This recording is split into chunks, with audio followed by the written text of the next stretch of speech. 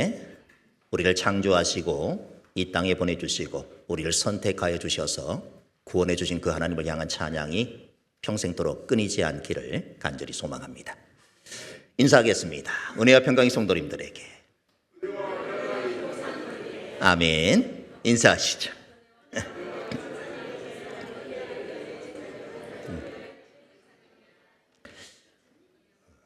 오늘도 하나님을 예배하기 모인 여러분 모두에게 하나님의 은혜와 평강이 충만하게 흘러넘치기를 소망합니다. 김소은 선생님이 쓴 가난한 날의 행복이라 이런 책이 있습니다. 가난 속에서 어떻게 행복을 찾을 수 있을까, 그것을 깊이 있게 다룬 그러한 작품입니다. 이 수필은 크게 세 가지의 에피소드로 이루어져 있는데 각 에피소드마다 부부가 어려운 시절을 함께 이겨낸 그런 과정을 감동적으로 그려내고 있습니다. 가난이라고 하는 환경 속에서 두 사람이 서로에게 얼마나 의지하고 사랑을 주고받는지를 통해 진정한 행복이 무엇인지 그것을 우리에게 일깨워주고 있습니다. 첫 번째 에피소드는 두 주인공이 젊었을 때 겪었던 힘든 시절을 회상하는 그런 장면으로 시작됩니다. 아마 이런 말을 들어보셨을 것 같습니다. 황후의 밥, 거린의 찬, 이걸로 우선 시장기만 속여두어. 쌀은 구했지만 반찬까지는 마련할 수가 없어서 따뜻한 밥 한 그릇과 간장 한 종지를 얹어놓고 그저 미안한 마음에 쪽지에 적어놓은 그런 글귀입니다. 두 번째 에피소드에서는 부부가 가난 속에서도 소박한 식사를 통해 행복을 나누는 그런 모습을 보여줍니다. 아내가 아침부터 자신이 별로 좋아하지도 않는 고구마를 내놓습니다. 그리고 고구마를 하나만 먹어보라고 권합니다. 아내가 권하니 하나를 먹었습니다. 하나만 먹으면 정이 없으니 한 개만 더 먹어보아라. 그래서 또 한 개를 먹었습니다. 그리고 이제 나가봐야 하니까 아침밥을 내오라고 이야기합니다. 그랬더니 아내가 이것이 아침밥이다. 남편은 그제서야 집에 쌀이 떨어진 줄 알았고 무안하고 미안한 마음에 화를 냅니다. 그랬더니 아내가 이렇게 말하는 것이죠. 어디를 가면 쌀 한 가마 못 구하겠습니까? 하지만 긴 인생에 이런 일도 있어야 늙어서 얘기거리가 되죠. 마지막 에피소드는 일찍 남편을 보내고 혼자 된 여인이 자녀를 키우기 위해 모진 세파와 싸운 후에 나중에 아이들을 다 키워놓고 이렇게 고백을 합니다. 이제 아이들도 다 커서 대학을 다니고 있으니 그이에게 조금은 묘목이 선 것도 같다. 제가 지금까지 살아올 수 있었던 것은 춘천에서 서울까지 제 손을 놓지 않았던 그이의 손길, 그것 때문인지도 모르겠다. 이렇게 고백을 합니다. 어려웠던 시절에 춘천에서 서울까지 기차를 타고 오는데 그 기차 시간이 3시간이 넘게 걸렸습니다. 근데 그 3시간이 넘게 걸리는 그 시간 동안 남편은 한 번도 아내의 손을 놓지 않았다는 것입니다. 작가는 이 이야기를 통해서 삶의 어려움 속에서도 사람이 어떻게 그 사랑을 지탱해 주는가, 이걸 우리에게 강조해 주고 있습니다. 가난은 오히려 관계를 더 단단하게 만들어주고 함께한 시간을 더욱 소중하게 느끼게 해준다는 사실, 소박한 일상 속에서 느낄 수 있는 따뜻한 그런 관계가 우리에게 더 큰 의미를 지닌다는 것을 말해주고 있습니다. 이것은 우리 신앙생활에도 동일하게 적용이 되는 그런 말입니다. 하나님께서 동행하시고 역사하셨던, 우리의 손을 꼭 잡아주시고 등을 토닥토닥 두들겨 주셨던 아름다운 신앙의 기억을 우리가 떠올리다 보면 나도 모르게 미소가 절로 나게 되는 것입니다. 빌립보서를 기록하는 바울에게도 동일한 신앙의 역사가 있었습니다. 오늘 보면 3절이 이렇게 증가합니다. 같이 읽어보겠습니다. 내가 너희를 생각할 때마다 나의 하나님께 감사하고. 우리가 잘 알고 있듯이 바울은 처음에 아시아에서 말씀을 전하려고 했지만 성령께서 그것을 전하지 못하게 하셨고 또 비두니아로 가고자 했었지만 그것도 성령님이 허락하지 않으셨습니다. 그런데 드로아에 갔을 때 마게도냐 사람이 건너와서 도와주십시오, 이렇게 말하는 환상을 보게 됩니다. 그래서 사도 바울과 그 일행은 그것이 성령님의 인도하심이라 이렇게 인정을 하게 되어지고 마게도냐로 향하게 되어지고 첫 성인 빌립보에 도착을 합니다. 기도하러 가는 길에 귀신 들린 소녀를 고쳐주었는데 그 일로 인해 거기서 많은 고난을 당하게 됩니다. 바울과 실라는 매를 많이 맞은 후 감옥에 갇히게 되었고 착고에 채워졌습니다. 그들은 감옥 안에서 기도하며 찬송을 했습니다.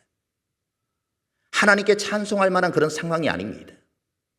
잘못한 것도 없이 감옥에 갇혔으니 그저 억울할 뿐입니다. 빌립보는 자신들이 오고 싶어서 온 것이 아닙니다. 성령님이 가라고 해서 간 것입니다. 그렇다면 모든 일들이 잘 풀려야 할 것 같은데 오히려 억울한 일을 당하고 있습니다. 하나님을 향해 분노를 품을 수도 있고 과연 이것이 하나님이 인도하시는 길인가 이런 의문이 들 수도 있습니다. 그런데 그 감옥에서 바울과 실라는 기도하고 찬송합니다. 혹시나 간수가 들을까 조용조용 그렇게 한 것이 아니라 감옥 안에 있는 사람들이 다 들을 수 있도록 큰 소리로 찬송하고 기도합니다. 하나님을 신뢰하기 때문에 가능한 일이었습니다. 현재 자신의 상황을 있는 그대로 받아들인 것입니다. 우리의 신앙은 언제 그 진가를 발휘하는 줄 아십니까? 편안할 때, 모든 일들이 순적히 잘 풀릴 때는 결코 우리의 신앙이 잘 드러나지 않습니다. 힘든 일을 만났을 때, 우리의 힘으로는 도저히 해결할 수 없는 그런 문제를 만났을 때 우리의 신앙은 고스란히 드러나는 것입니다. 그리고 그것을 확인하는 방법은 그런 상황에서도 그 사람의 입술에 감사와 찬송이 있는지를 보면 되는 것입니다.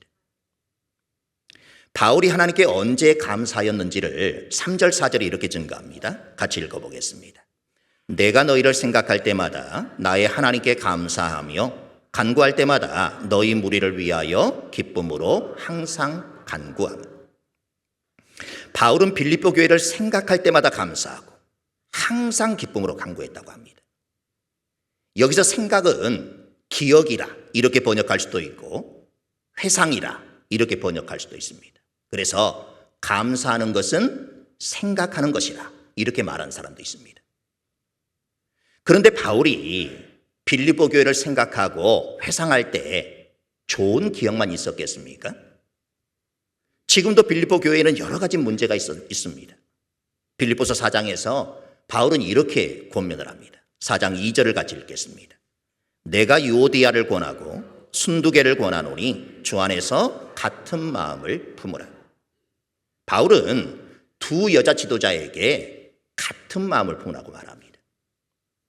이 두 사람의 싸움은 단지 두 사람만의 문제가 아니었기 때문입니다. 그들은 빌립보 교회의 지도자들이었기 때문에 이 두 사람의 싸움은 그저 두 사람의 싸움으로 끝나지 않았습니다. 교회가 분열되었습니다.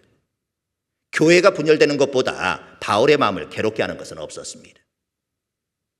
아마도 감옥에 있던 바울은 이 두 사람만 생각하면 머리가 지끈지끈했을 것입니다. 이 두 사람 때문에 빌립보 교회 성도들이 나뉘어져 싸운다 이 생각으로 잠을 이루지 못했을 것입니다. 그럼에도 불구하고 바울은 뭐라고 합니까? 내가 너희를 생각할 때마다 감사한다고 합니다. 이들의 모습에서 무슨 감사가 나오겠습니까? 인간적으로 생각하면 너무나도 괘씸합니다. 그들의 잘못을 지적하고 야단쳐야 마땅할 것 같습니다. 하지만 바울은 그들에 대해서도 하나님께 감사하고 있습니다. 그런데 우리는 교회 안에서 문제를 일으키는 사람들을 어떻게 대합니까? 그들의 잘못을 조목조목 따지면서 정죄하지 않습니까? 어떻게 교회에 다닌 사람이 그럴 수 있느냐 이렇게 욕하지 않습니까? 하지만 사람은 정죄하고 욕한다고 변하지 않습니다. 사람을 변화시킬 수 있는 것은 오직 하나님밖에 없습니다. 이런 말이 있습니다. 감사는 반응이 아니고 신앙의 고백이다. 감사는 일이 잘 되었을 때 나오는 자연스러운 반응이 아닙니다. 그렇다면 우리는 범사에 감사하지 못할 것입니다. 감사는 하나님께서 모든 것을 주관하신다. 이 믿음에서 나오는 신앙의 고백입니다. 감사가 신앙의 고백이기 때문에 우리는 어떤 상황 속에도 감사할 수 있는 것입니다. 범사에 감사하는 삶을 살 수 있는 것입니다. 사업을 시작할 때 계엄 예배를 드리는 사람은 많습니다. 그런데 상황이 여의치 않아서 폐업을 해야 할 때 폐업 감사 예배를 드리는 사람은 한 명도 없습니다. 몸이 건강할 때는 감사하지만 병들었을 때 감사하는 사람은 그리 많지가 않습니다. 빙점이라고 하는 소설을 아십니까? 일본의 작가 미우라 아야코가 쓴 그러한 소설입니다. 그녀는 폐결핵과 직장암 이런 것들로 아주 힘든 삶을 살았습니다. 그럼에도 그녀는 이렇게 고백을 합니다. 병들지 않고서는 드리지 못할 기도가 따로 있습니다. 병들지 않고서는 믿을 수 없는 기적이 따로 있습니다. 병들지 않고서는 들을 수 없는 말씀이 따로 있습니다. 병들지 않고서는 가까이 갈 수 없는 성소가 따로 있습니다. 병들지 않고서는 우러러 볼 수 없는 얼굴이 따로 있습니다. 병들지 않고서는 나는 인간이 될 수조차도 없었습니다. 빌립보 교회 안에 말썽을 부리는 사람이 있었음에도 불구하고 바울이 그들을 포함하여 하나님께 감사할 수 있었던 것은, 그들을 고칠 수 있는 것은 하나님밖에 없다, 이렇게 믿었기 때문입니다.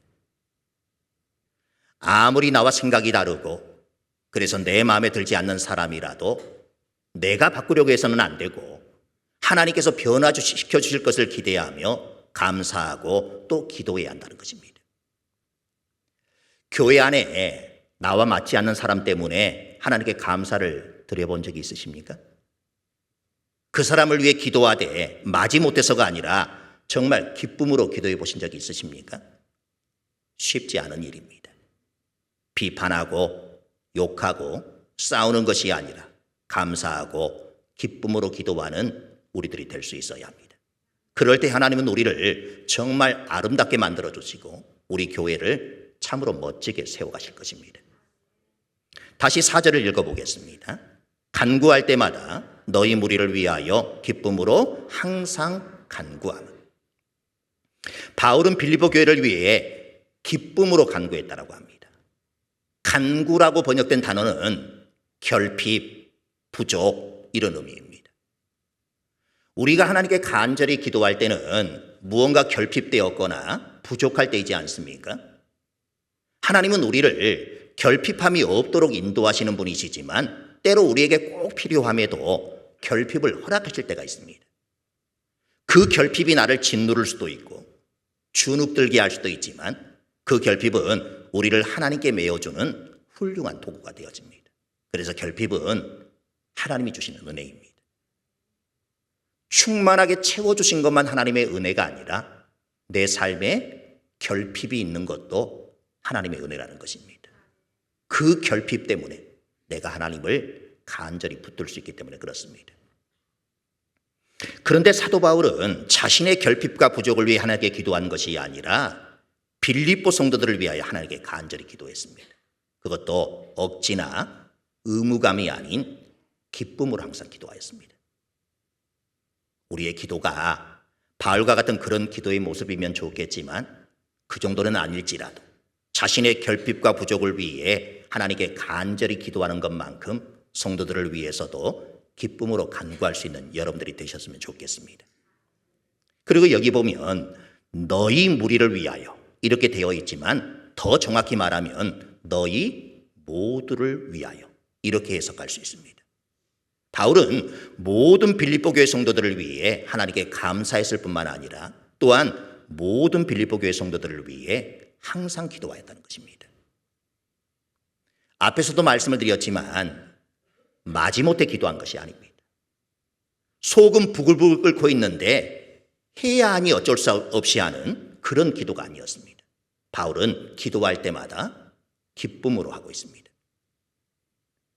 이 부분에서 우리는 빌립보서 전체의 핵심 주제를 처음으로 만나게 되어집니다. 앞서 언급한 대로 빌립보서의 별명은 기쁨의 편지입니다. 기쁨이 이 편지의 핵심 주제입니다. 그런데 여기서 말하는 기쁨은 어떤 기쁨입니까? 도저히 기뻐할 수 없는 상황 가운데 가지는 그런 기쁨입니다. 여러분, 상황이 기뻐할 만한 상황이면 기뻐하지 않을 사람이 어디에 있겠습니까? 그러나 성도들의 기쁨은 상황 때문에 기뻐하는 것이 아닙니다. 우리는 언제든지 기뻐하는 삶을 살아야 합니다.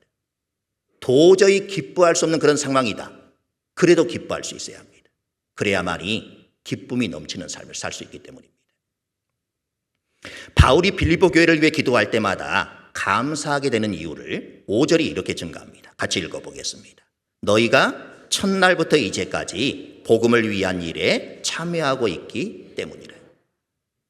여기서 첫날은 사도 바울이 2차 전도여행 때 빌립보를 처음 방문하여 루디아와 간수의 가족들을 전도하면서 시작된 그런 날입니다. 이 두 사람과 그들의 가족들로부터 시작된 복음 사역이 10여 년이 지날 때까지 지속되고 있었다는 것입니다. 사도 바울이 얼마나 큰 보람을 느꼈겠습니까? 비록 감옥에 갇혀 있지만 그 가운데서도 큰 기쁨을 누릴 수 있도록 만들어 주었던 빌립보 교인들의 모습은 바울의 입장에서 여간 대견스러운 일이 아니었을 것입니다. 우리가 여기서 주목해야 하는 것은 빌립보 교회가 복음을 위한 일에 처음부터 지금까지 잠시도 멈춤 없이 계속해서 참여해왔다는 사실입니다. 우리가 어떤 일을 시작하기는 쉽습니다. 하지만 그 일을 멈추지 않고 지속적으로 한다라고 하는 것은 굉장히 어려운 일입니다. 12월이 되었습니다. 연초에 많은 성도님들이 올해는 꼭 뭘 해야 되겠다? 성경 일독을 해야 되겠다. 이렇게 다짐하셨을 것입니다. 어떻게? 끝까지 다 읽으셨습니까? 대부분 매년 그랬듯이 출애굽을 하지 못하고 끝날 것입니다. 여전히 광야를 빠져나오지 못하고 헤매고 계시는 그런 분도 계실 것입니다. 어떤 점에서 우리 신앙이 잘 성장하지 못하는 이유가 여기에 있다고 할 수 있습니다. 처음에는 뜨거운데 시간이 갈수록 점점 식어가는 것입니다. 이런 점에서 빌립보 교회가 처음부터 지금까지 복음을 위한 일에 참여하고 있다고 하는 것은 정말 대단한 일이 아닐 수 없습니다. 그런데 빌립보 교회가 항상 안정적이어서 이렇게 할 수 있었던 것이 아닙니다. 빌립보 교회는 안으로는 교회 분열이 있었고 밖으로는 핍박이 있었습니다. 자기 교회 돌보기에도 벅찬 그런 상황이었습니다. 분명 자신의 형편도 어려웠지만 복음을 위한 일을 결코 멈추지 않고 있는 것입니다. 우리 교회는 내년을 위해 여러 직분자를 세워가고 있습니다. 각자의 삶이 있고 그 삶을 살아가는 것도 결코 만만치 않을 텐데 감사하게도 부탁을 드리면 모두들 흔쾌히 승낙을 해주셨습니다. 복음을 위한 일을 멈추지 않았던 빌립보 교회의 모습에 감동하며 하나님께 감사하며 기도했던 바울처럼 저도 우리 사포교회 성도들의 모습에 감동하며 감사하며 기도하고 있습니다. 힘들고 어렵다고 해서 내려놓지 마시길 바랍니다. 내려놓으면 거기서 끝나지만 힘들어도 끝까지 하면 결국 좋은 열매를 맺게 되어질 것입니다. 6절의 말씀을 같이 읽겠습니다. 너희 안에서 착한 일을 시작하신 이가 그리스도 예수의 날까지 이루실 줄을 우리는 확신하노라. 바울은 빌립보 교회에 착한 일을 시작하신 이가 있다고 말합니다. 너희 안에서 착한 일을 시작하시니 그가 누구이겠습니까? 하나님이십니다. 하나님께서 성도인 우리 안에 착한 일을 시작하셨다는 것입니다. 그러므로 우리가 하는 모든 착한 일은 우리 스스로 행하는 것이 아닙니다. 하나님께서 착한 일을 하도록 우리를 인도해 주셨기 때문에 그렇습니다. 그리고 그 구원의 역사를 시작하시는 이의 사역 현장은 바로 우리 안이라 이렇게 성경은 말합니다.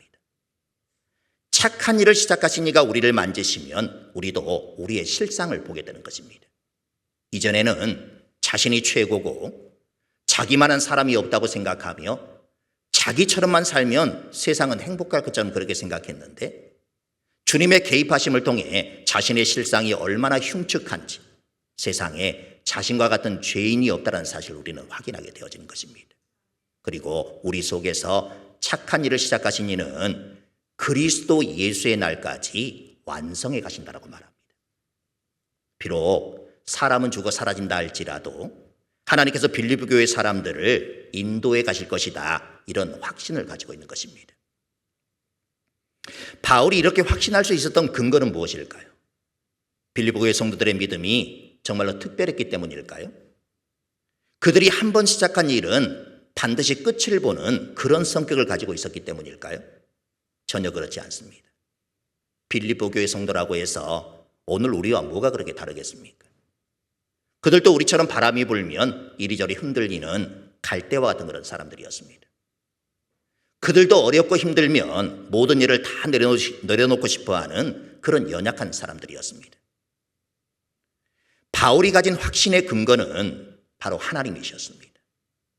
빌립보 교회가 복음을 위한 일을 세상 끝날까지 멈추지 않고 계속해서 할 것이라 이렇게 확신했던 이유는 이 일을 시작하신 분이 바로 하나님이셨기 때문입니다. 주님을 위해 한 일인데 결과가 좋지 않습니까? 차라리 하지 않은 것만도 못하다 그런 생각이 드십니까? 마치 실이 엉켜서 도저히 풀 수 없는 것처럼 모든 일이 다 꼬였습니까? 그럴 때에도 너무 실망해서는 안 됩니다. 포기하려고 해서는 안 됩니다.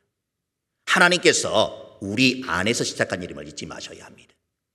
하나님께서는 좋은 결과만 주시는 것이 아닙니다. 나쁜 결과도 하나님께서 주신 것임을 믿어야 합니다. 그 나쁜 결과를 통해 더 복된 것을 주시는 것이 우리 하나님의 지혜이기 때문입니다. 그러므로 우리는 포기하지 말고 끝까지 하나님을 의지하며 우리가 해야 할 일을 해야 하는 것입니다. 6절의 말씀을 다시 한번 읽으면서 오늘의 설교를 마무리하고자 합니다. 같이 읽겠습니다. 너희 안에서 착한 일을 시작하신 이가 그리스도 예수의 날까지 이루실 줄을 우리는 확신하노라.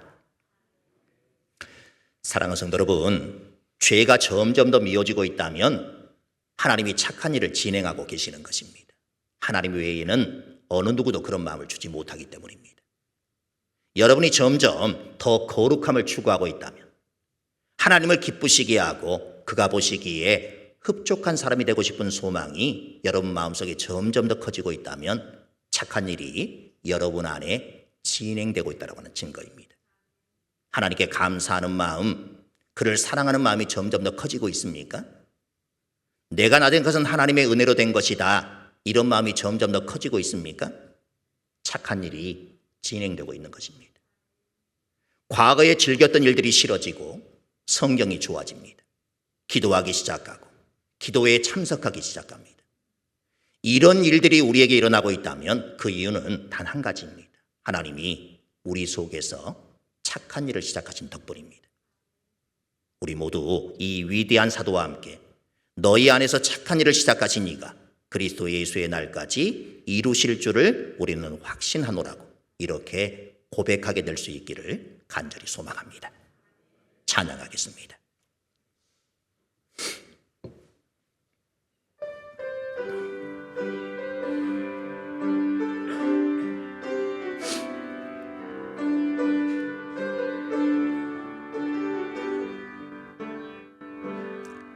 환난이 닥쳐와도 슬픔이 몰려와도 나는 찬송할 수 있다네. 그것은 주님의 사랑, 그것은 주님의 능력, 내 맘속에 늘 함께 가득하네. 일어서리라 예수의 이름으로, 일어나리라 주님의 능력으로. 결코 죄악 세상 권세 나를 해치 못하리. 주님이 항상 내 곁에 함께하네. 쓰러진 것 같으나 다시 일어날 수 있음을 주님 말씀 붙들고 확신하네. 넘어진 것 같으나 다시 회복할 수 있음을 주님 약속 믿고서 기도하네. 일어서리라 예수의 이름으로, 일어나리라 주님의 능력으로. 결코 죄악 세상 권세 나를 해치 못하리.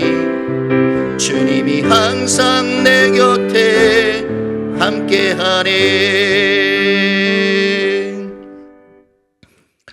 주님, 내가 착하고 올바른 삶을 살고 있다면 그것은 내 힘이나 내 의지가 아닙니다.